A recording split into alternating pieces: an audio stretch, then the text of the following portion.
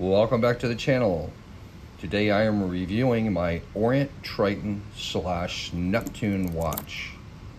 This is a watch now that I've had in my collection for 5 years. I bought this watch literally right before the COVID pandemic hit. And I believe I was actually out sick with what the doctors told me at the time was just a bad virus or a cold, but I literally think I had COVID at the time and didn't even know it. They weren't even calling it that then. But anyway, I had this watch ordered and delivered to my door. I was there when the watch was delivered, probably one of the only times, or few times I should say, that I was actually home to have the watch handed to me. This is a watch that I was thrilled and very excited to buy. When I saw this watch reviewed on YouTube, I believe I watched Mark from Long Island Watch review this watch, and I just knew I had to have this watch. This is a very beautiful diver from Orient, and it's definitely heavily competes with like the mid-range divers in the Seiko lineup. I would even say even close to my Sumo. I know that there's other watches like my Orient M-Force watch, the latest M-Force watch that Orient has produced, and I kind of compared that to the Turtle. This I would say is a step above the Turtle. I would say closer to, but kind of between the Turtle and my Seiko Sumo. And my Sumo is, other than my Marine Master and my SPB 105 Marine Master 200, it's probably one of the better watches I have. So I would definitely put it somewhere in between the Turtle and the Sumo. And again, guys, I've had this watch for 5 years. I want to just show you the case back there. It's one of the better case backs I've ever seen on a watch. As far as that beautiful Orient logo, this case back definitely is very reminiscent of the Orient Saturation Diver. So anyway, as far as the dimensions go, it's 43 millimeters. Its lug to lug is 50, and the thickness is 14.3. The lug width is 22 millimeters, and as you've noticed, guys, this is not the standard Orient bracelet. This was ordered from Mark at Long Island Watches, and this is the Angus Jubilee, strap code Angus Jubilee bracelet that I had ordered from Long Island Watch. And originally I was just going to keep the watch on the stock bracelet, and normally I'm good with most like Seikos and Orient stock bracelets. I have no issues. But when I bought this watch, I just could not, I don't know what it was, guys, I just could not get on the stock bracelet, which was rare, because like I said, normally between Seiko and Orient, and I get a stock bracelet, I have no problems at all. But this to me was a much needed upgrade, and I'm very pleased with the fact that I did upgrade the bracelet on this watch, because this is a pretty chunky watch, guys. It's kind of like an SKX on testosterone or steroids. It's a very muscular build, thick watch. It's much thicker than the SKX, and it's heavier too. This watch size with this bracelet, I believe, is close to 200 grams, 195, 200, something like that. And it's a top heavy, kind of like the Marine Master. It's a top heavy watch. It's not as thick or heavy as the Marine Master, but it's a very top heavy watch. And as you can see, it has the beautiful polished sides on the case and brushed on top. It does have the Orient sign crown. This watch is housing the Orient 40N5A movement, which gives it the power reserve. And like I said, I believe the Orient Saturation Diver had the same movement with the power reserve. And all the previous Orient M-Force watches also had the power reserve as well. So it's a really tough, rugged, wonderful diver. I definitely like the case design on this, as far as comparing it to the M-Force watches in the past. Not that I own two M-Force watches, so I'm pretty good fan of the Orient M-Force line.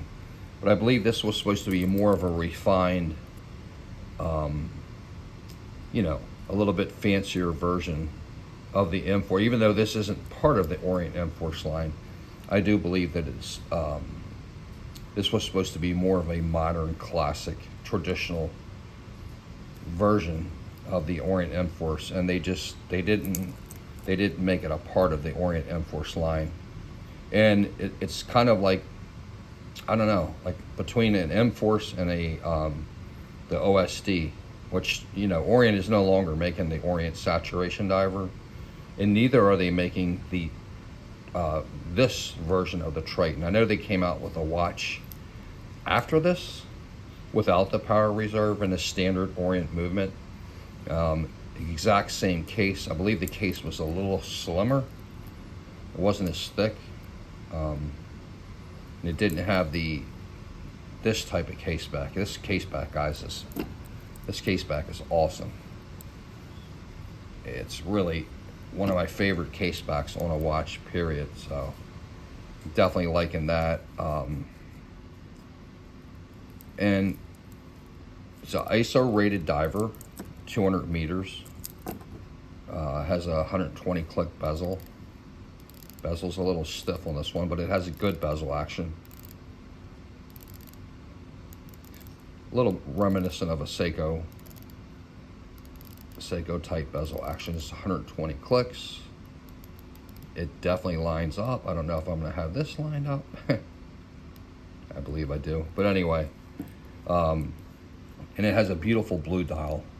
One of the things I love about this, it has that beautiful sunburst blue dial, and it has on the power reserve and even on the Orient logo, you can see the red accents, which I think really adds to the pop of the dial. And it has like a inky blue, like sunburst type dial. Not exactly sunburst, but it almost seems like has a little bit of a texture to the dial as well.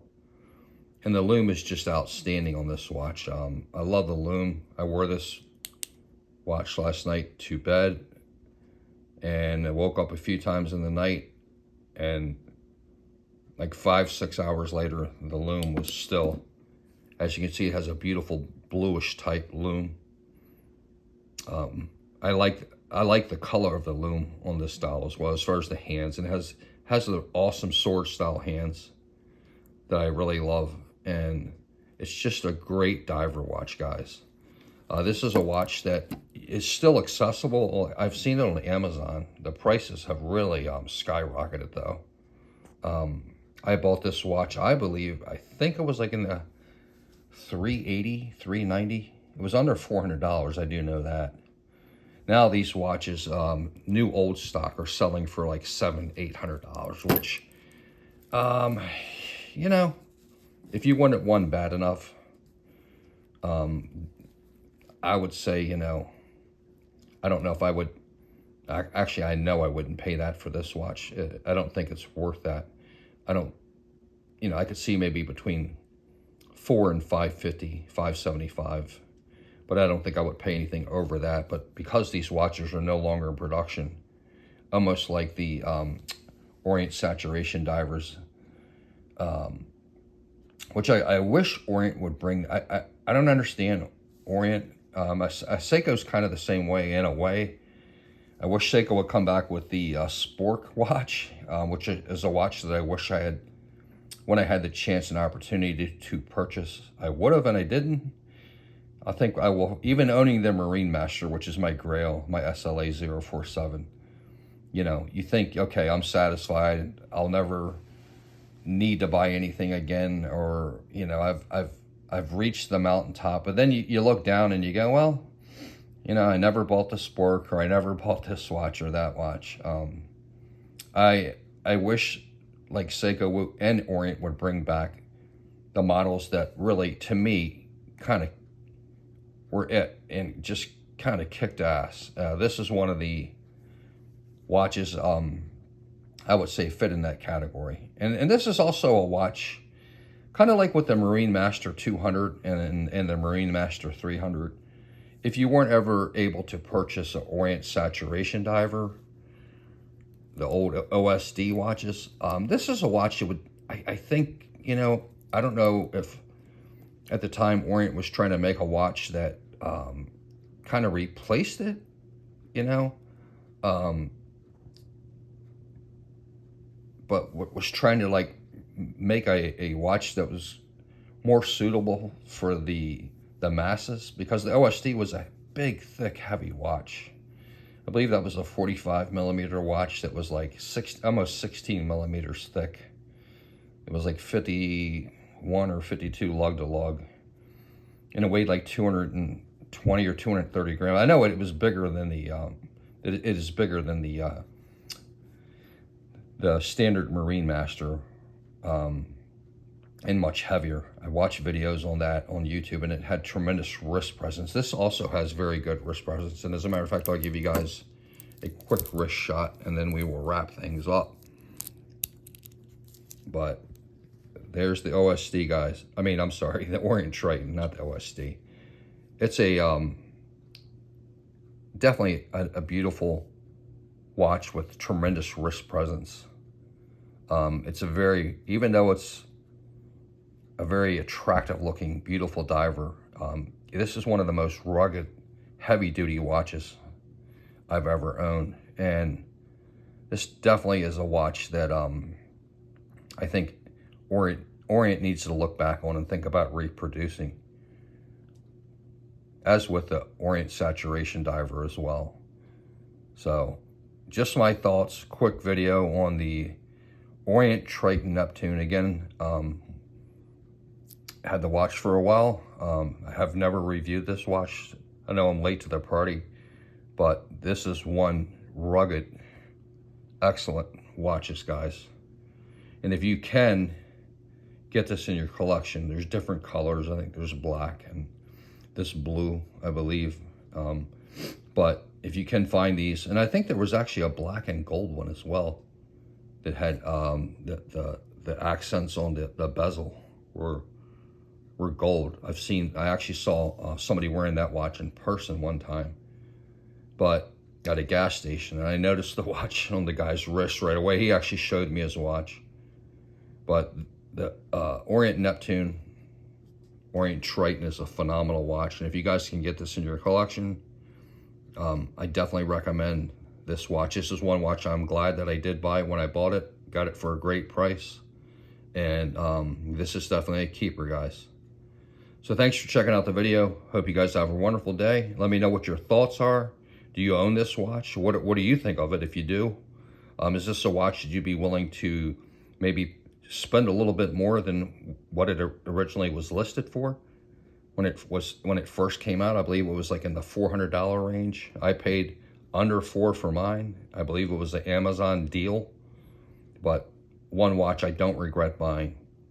Thanks, guys. Have a great day, and see you in the next video. Bye.